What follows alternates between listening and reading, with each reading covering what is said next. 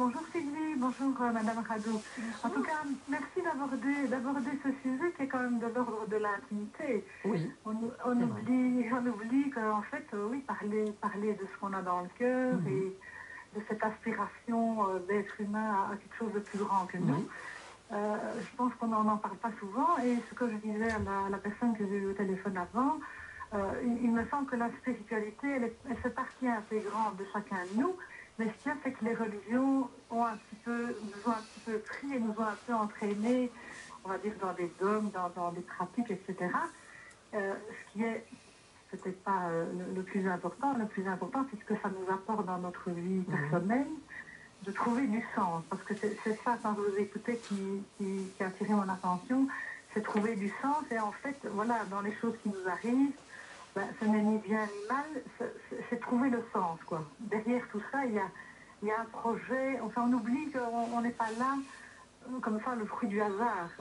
On a une mission, on a quelque chose à faire, on a un rôle à jouer. Et voilà, je pense que les religions, leur rôle, c'est de nous nourrir. Voilà, et pas de nous séparer. Parce que si on regarde toutes les religions, en fait, elles disent la même chose. Hein. Elle dit fais du bien à autrui, essaye de ne pas voler. Voilà, et ce n'est pas être. Comment. Allez, c'est nous aider dans une démarche pour un meilleur vivre ensemble. Quoi. Voilà. Vous les séparez, quoi. Voilà, vous séparez les deux déjà, hein, tout à fait. Voilà, parce que je pense que les religions, c'est ce qui fait le plus de tort à la foi. Et donc derrière la foi, c'est cette aspiration que j'ai de savoir que je suis dans un univers plus vaste que moi, qu'il y a autre chose que moi, hein, qu'il y a les autres. Enfin voilà, c'est vraiment un sujet, c'est bien que vous abordiez ça, parce que c'est pas facile d'en parler. Je pense que c'est tellement important. C'est une des choses les plus importantes à transmettre, par exemple, aux enfants. C'est l'intériorité, savoir qu'on peut rester là et regarder, avoir de l'admiration. Et maintenant, on est dans une vie où on nous empêche de penser. Quoi. On n'a plus un moment où on est avec soi-même, face à l'univers, face à tout ce qui est plus grand que nous. Voilà. Intéressant, Béatrice, intéressant d'avoir déjà ce premier témoignage d'entrée de jeu. Tout à fait. Alors moi, je vais partager. Je ne détiens pas la vérité, mais pour moi, la spiritualité est en nous depuis notre naissance. Et c'est vrai qu'au fil du temps, elle s'est estompée ou elle a été recouverte d'un manteau afin qu'on soit différent de ce qu'on est réellement.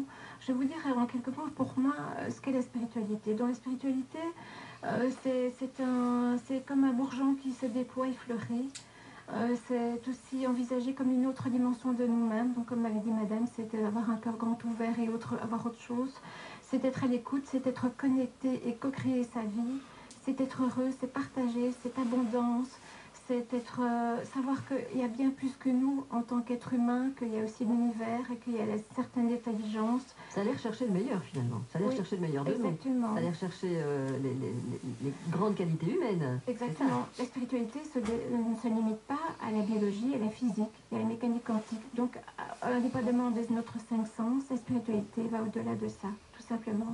Ça, c'est important. Oui, c'est important aussi, je vous poserai la question dans quelques instants, comment est-ce qu'on se relie évidemment à cette spiritualité, parce que c'est pas le tout de se dire, et les auditeurs qui entendent l'émission et qui n'ont peut-être pas tout à fait l'esprit d'ouverture de Béatrice, se disent ah bah oui c'est vrai ce qu'on dit là, c'est vrai, voilà, je vais impliquer ça à ma vie, oui mais comment, c'est